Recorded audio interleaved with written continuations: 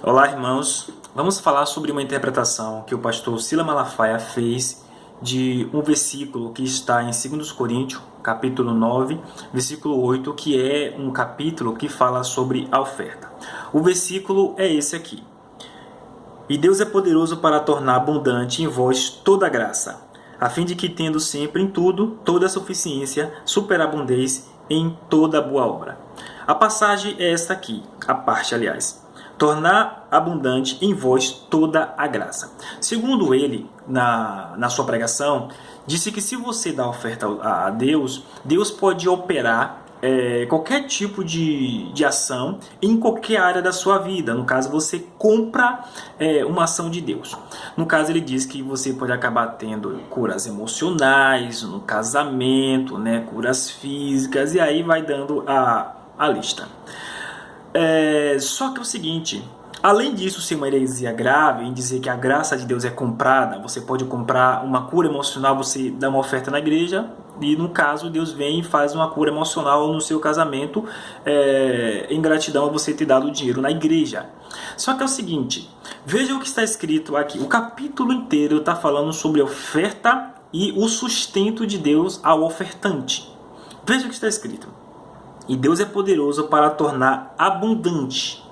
O que é abundante? Exatamente aquilo que tange ao que você está dando, que é oferta, sustento. Tornar abundante em vós toda a graça.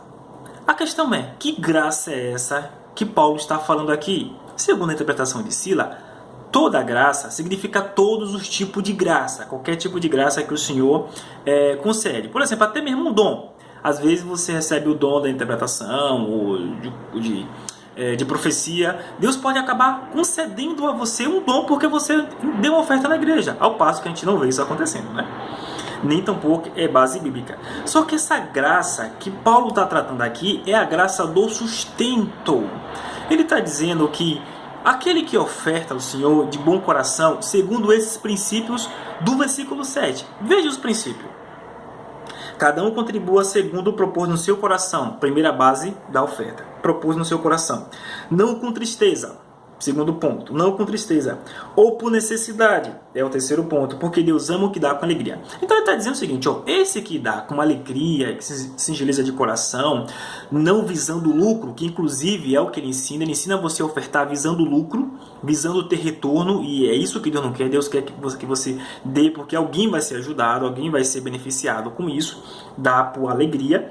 Então, vai dizer sobre esse. Que é esse que dá sim, Deus é poderoso para fazer esta pessoa abundar em toda a graça do sustento. Que Deus vai agraciar ela com o sustento. E continua, a fim de que tendo sempre em tudo toda a suficiência. Deus está falando de dispensa.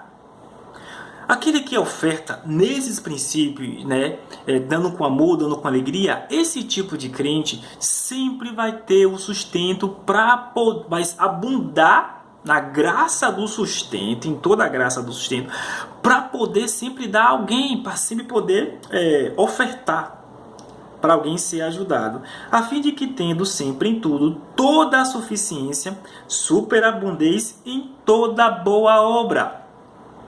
Conforme está escrito, olha do que ele está tratando agora, conforme está escrito. Então ele vai usar um versículo para ratificar o que ele está falando. Olha o versículo. Espalhou, deu aos pobres, e a sua justiça permanece para sempre. Espalhou, deu aos pobres, sustento. Deus não está falando nada de compra da graça de Deus. Curiosamente, nessa pregação que ele fala isso, que ele faz a interpretação, antes, ele fez um desafio que alguém mostrasse aonde está a heresia na teologia da prosperidade que ele prega. E quando ele diz isso, ele faz esse desafio para mostrarem, né, que ele não comete equívoco nenhum na interpretação, no seu conceito da teologia da prosperidade. Foi uma resposta dele quando começaram a acusar que ele era adepto da teologia da prosperidade, do neopentecostalismo, da mesma teologia de Macedo, Valdemiro, entre outros. Então ele dizendo que não era adepto desse tipo de teologia, ou que ele não é nenhum herege por pregar a teologia da prosperidade, ele fez esse desafio. Só que, quando as pessoas começaram a acusá-lo de ser um novo teólogo da teologia da prosperidade, não se referia a essa pregação. Se referia ao fato dele ter trazido aqueles 3 camaradas lá, aqueles 3 enlatados americanos, né? O Cerulo, o Murdoch e o Miles Monroe, ter trazido eles 3 para falar de unção financeira, para pedir R$900, que bênçãos que estão na sua vida que estavam atrasadas, Deus ia abençoar, de falar que você deveria ser... Ou seja, estava se referindo a esse tipo de coisa, aquela mensagem que esses 3 homens pregaram no programa dele, e ele com um sorrisinho feliz como quem estava lá, aceitando, estava se referindo a isso. Ele, como é um bom malandro, ele não trata disso, ele não trata do que foi falado ali por esses 3 homens. Ele então muda, né, o foco para a pregação, já que ele não poderia defender o que esses 3 homens disseram lá no programa dele. Então ele muda o foco e não trata do que eles disseram ali. Veja a malandragem. Então, qualquer crente mimizeiro, cego, vai achar, não, está vendo só que ele não é da teologia da prosperidade? Veja o que ele ensinou sobre o capítulo 9. Só que é o seguinte, veja o que ele mesmo disse lá no capítulo 9, que não tem nada a ver com o que ele está fazendo.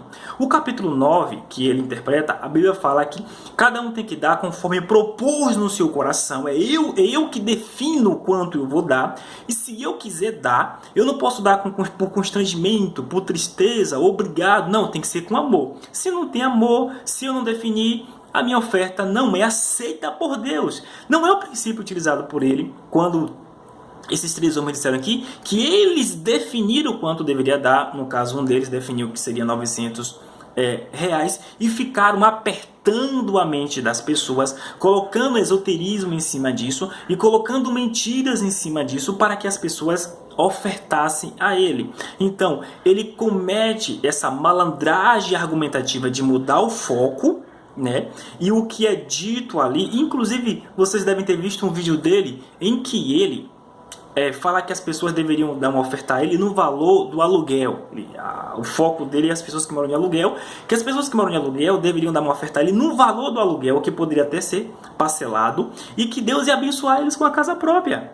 Ou seja, não é a Bíblia que definiu. Quem definiu foi este homem, um homem que definiu que tipo de resposta você teria. Isso não é bíblico, não é um pastor, ou seja, quem for apóstolo, que define que tipo de bênção você vai receber.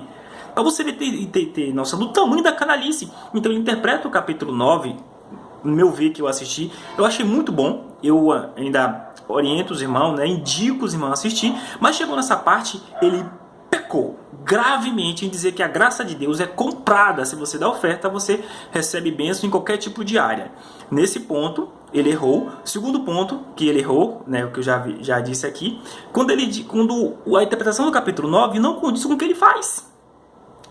E além de que ele mudou o foco das profecias, da mensagem desses 3 homens, do Murdoch, do Cerulo e do Miles Monroe, para a pregação do capítulo 9 de Coríntios. Camarada é malandro, camarada é esperto. Então, tomar cuidado com esse tipo de malandragem que muitos dos crentes infelizmente não percebem quando essas malandragens, né, argumentativas são usadas. A palavra não diz que se você ofertar você vai comprar a graça de Deus. Isso é uma heresia abominável, porque graça significa favor não é merecido. Ou seja, Deus dá livremente, abertamente, porque você não merecendo. É favor imerecido. Não precisa pagar para ter alguma coisa de Deus.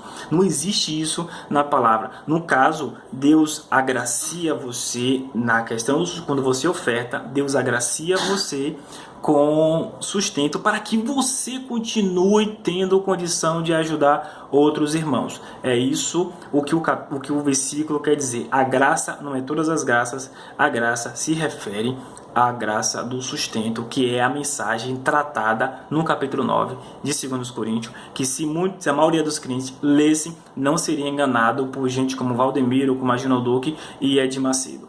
Que Deus abençoe a todos, em nome de Jesus.